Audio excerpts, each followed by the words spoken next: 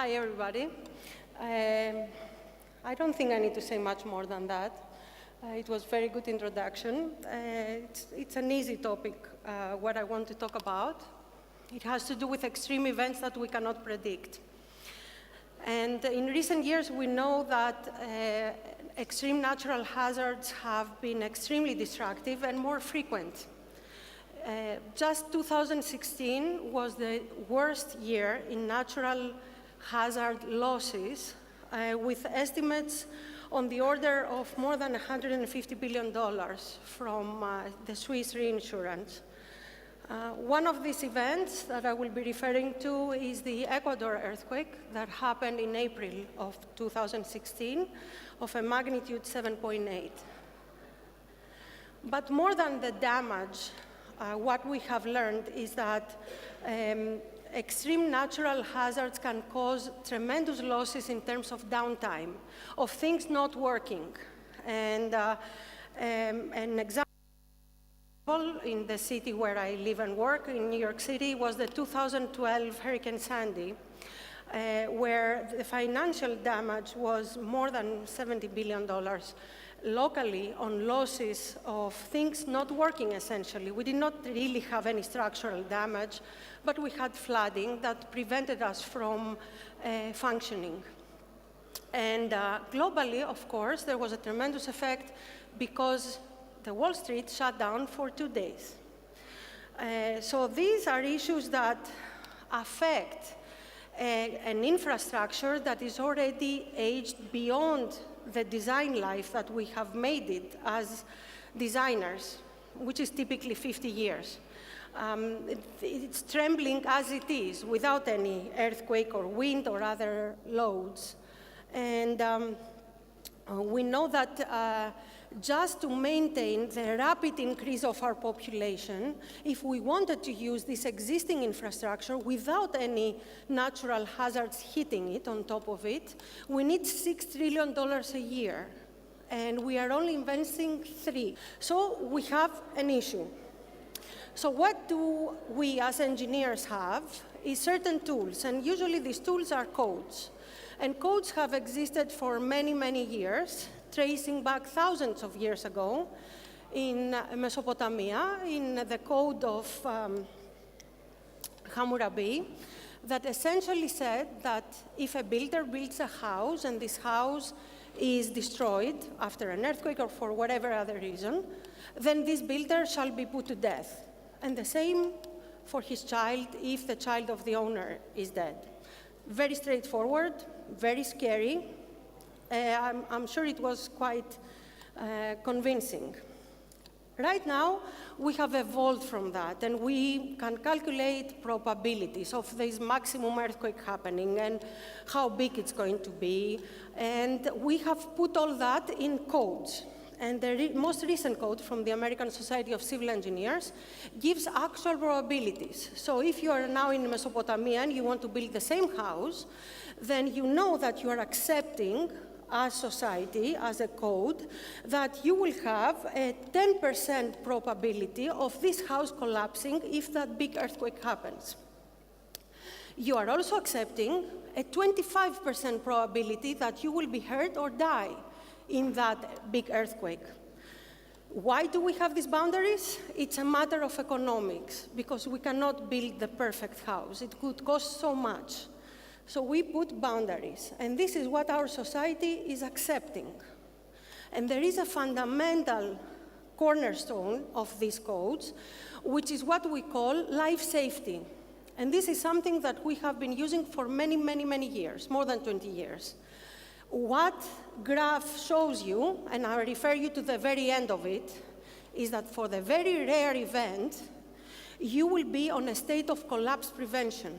That means that your structure is going to have a lot of damage. It may not be working. It may need to be destroyed. But right after the earthquake, it's going to give you the chance to get out of it alive. And that's how we define life safety. Now, this is something we have used for a very, very long time. And our society, I think, has moved beyond that. Because if you have this life safety objective, you may not have running water, you may not have bathroom in your house, you may not have electricity, so you cannot use it. If your house eventually has to be demolished, it's going to affect your life, it's going to affect your happiness, right? And all of these do not go into our math and in our codes. But there is a term that is used and oftenly overused called resilience that society demands and sometimes uses it without really. And I was surprised when I went to Ecuador. The day after, in the front page of the biggest magazine, for the area of Manabí, that basically it was a province that was completely destroyed. It became ground zero. The first page, showing the total destruction, called from the people of Ecuador to asking for resiliency. They did not ask, rebuild my house, give me back my job, bring food for my children. They said resiliency. So is resiliency the answer to everything, or resilience? So looking at beauty pageants, it has always been a very common question of what do you want to see for the world? And historically, I can show you over the time that always the answer has been world peace, until 2013, where resiliency was in fashion, where Miss Philippines declared she wanted to see resilience. And she was crowned Miss World. So sometimes we may overuse or think that resilience is the answer to everything, but is it? In engineering, what we know for sure is that we have to define things. Otherwise, we cannot apply them. We have tools and we need to use those tools. We have come up with as a definition of the thousands, among the thousands definitions of resilience, is our ability to anticipate, prepare for, adapt to changing conditions, withstand and rapidly recover from disastrous events. So essentially, when you look at it, even in the Greek dictionaries, resilience has a sense of elastikotitas, or bouncing back. And really, I'm not sure if that's what we do as engineers. I don't want to go back to this picture in Hurricane Sandy. I don't want to go back to this picture in Ecuador. I want to bounce forward to something better. And how do we do this? One of the ways to apply resilience is to plan ahead.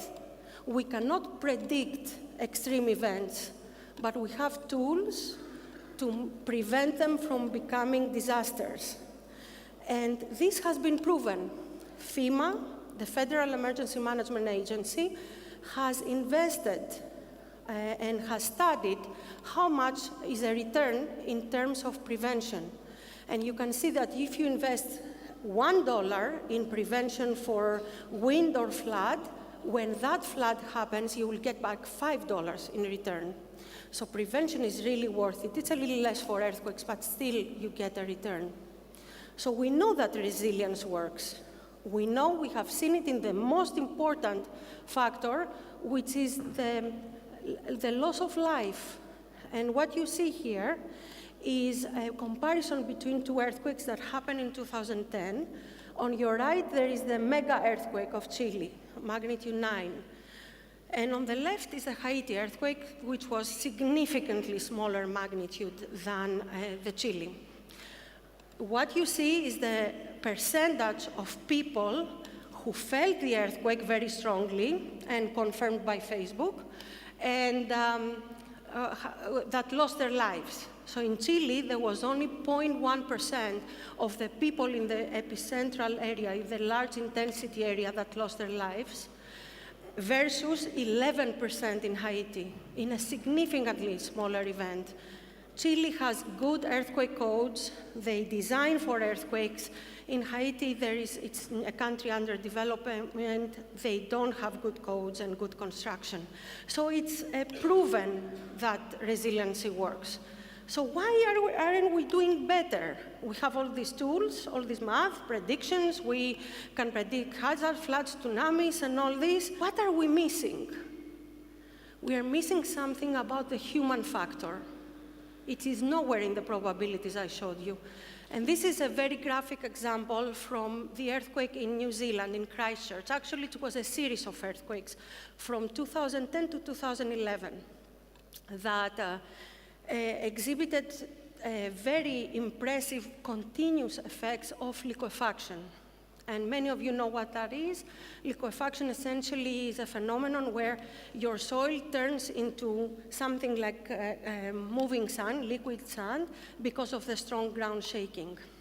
And it can flood your area. This is a house in the first earthquake of Christchurch in September of 2010 that Professor Jonathan Bray from Berkeley kept monitoring over time. This house proved that it satisfied life safety. As I described it to you, there were no cracks, there was nothing like that, but the porch sustained liquefaction. You can see that from all the water that is around there. A bigger earthquake happened after this owner had fixed what happened there. And in February, a bigger earthquake happened, and liquefaction happened again, and even worse. What you see as these bubbles is sand boils that happen after liquefaction. Well, the owner said that now I'm going to go and put pavers and make it stronger and pave it. So in April, he had another earthquake, and actually I think the pavers probably made it worse. And he had even more liquefaction. And then in June 2011, he put different pavers, put asphalt, whatever he did, part 1 and part 2. So what I'm asking, life safety is still okay, right? His house is working, there are no cracks. Is this a quality of life? Is this what he wants? He's now in a flood zone where he wasn't before. He went and asked for money to repair his house, and the earthquake insurance told him it's a flood problem, and the flood insurance told him it's not my fault. The earthquake created the liquefaction that made you in a flood zone, and now you're in a flood zone. So what is this person going to do? I don't know if he has moved yet from that house. They just had an earthquake a couple of months ago. So are we really bouncing back with these concepts of life safety? This is studies that I'm showing. This is a cover from the Time magazine from the Kobe earthquake in 1995, showing the human pain of a natural disaster.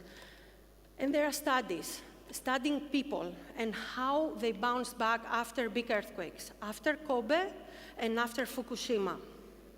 And what you see is that years after the event, about half the people have PTSD, post-traumatic stress disorders, and more than half of them have some form of depression. And factors that they use, instead of these numerical things, they use different factors of behavior. How many people started drinking, how many people stopped exercising, how many people lost their jobs and never found them, found another job, how many people lost their little coffee shop that they gather with their friends after work, and what made them happy. And these are the factors that we as engineers completely neglect in the codes. It's the human factors and the long-term recovery when we talk about resilience. So what I'm getting to, and I was told that many of you may not understand what ποιος means. It means, what the hell are we talking about? What is the elephant in the room here? Who are we working for? I'm an engineer. Who am I supposed to report to? Am I supposed to report to my boss? Am I supposed to report to the government that makes these codes? Or is my obligation to protect societies? And I think that we can do a very good job complying with codes, but we cannot neglect this other part. So, you know, sometimes we look at our own little thing and we're missing the big picture. This is what resilience is all about. It's about the big picture. And the big picture, in my view, involves understanding what hazards we are exposed to. and we have a lot of science and understanding and very good tools to understand that and make all these probabilities and all that.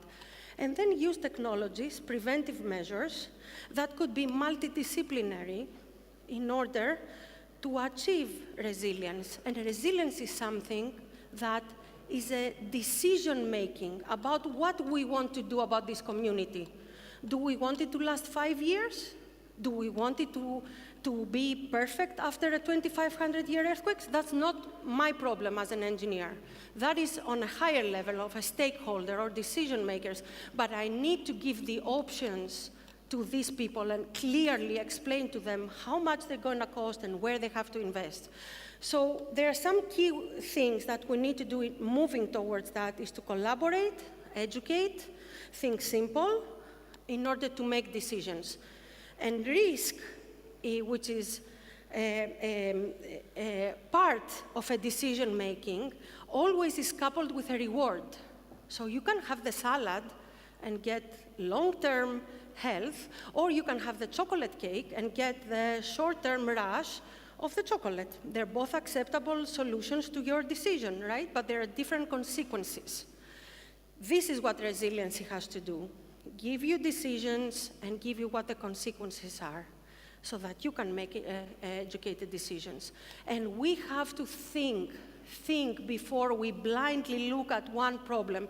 And people have very short memories of events that happen. So after Hurricane Sandy, FEMA came with new flood maps, and they asked that houses are raised above the flood level so that they are protected from the next flood, which is great. Look at this house, multi-dollar house in a very nice area in the water, and it's flood protected, and many of you in this room, I hope that you know what a soft story is in earthquakes. Because this house is going to do very bad even in a small earthquakes. It will cut its legs off. It's not made to resist the other hazard that it could be exposed to, or even wind. So we have to think about multi-hazards. We also have to think and respect nature. This is a bridge in Chichi in Taiwan that was designed according to code. And it was perfectly designed, but the fault that was running through it was not respected. So it failed miserably in that earthquake. And also in earthquakes, and not only in earthquakes, do we have to make things stronger to make them better? That's a perception. Really, do we need to do that? Or do we need to think resiliency? Do we need to think out of the box? It takes minds that think differently, and I call for you to start thinking differently, because it is a very complex problem. This bridge in the Fukiai section in the Hashin Expressway in Japan that you saw collapsed because we tried to fix it into the ground with very strong foundations. So all the forces went into that connection over there. And eventually, as you saw before, it could not have been designed any stronger than that. I mean, you can hardly put concrete through this thing. So what could we do differently? There has to be somebody who thinks out of the box. I hope it's going to be you. In this case, it is my teacher and mentor who sits here, George Gazetas, who thought that, okay, I will under-design it, make it smaller, allow the soil to give in, and that way I'm going to relieve of all this pressure that is right there in that connection. That way I'm going to prevent collapse, but also minimize the seismic damage, and then I can go and fix it. And there are ways that we have as engineers to fix things like that. So this is a different way of looking things, thinking out of the box, out of your comfort zone. It's not easy to apply these things. So what I want to summarize in what I said, that resilience is a very difficult problem. And we can carve our engineering tools in order to create future cities, working together, though, with the architects, with the planners, with the stakeholders. It's a continuous dialogue, because everybody speaks their own language and they have their own little interests. And engineering is just a tiny part of that. We have to understand that resilience is not the answer to everything. It's just a part of a puzzle. The puzzle is much bigger than that. And the challenge that we have, because we like numbers, and that's what we do, is to translate this desire that we have for resilient communities into terms that we can put into codes. And also to consider how aged our structures are and our infrastructure.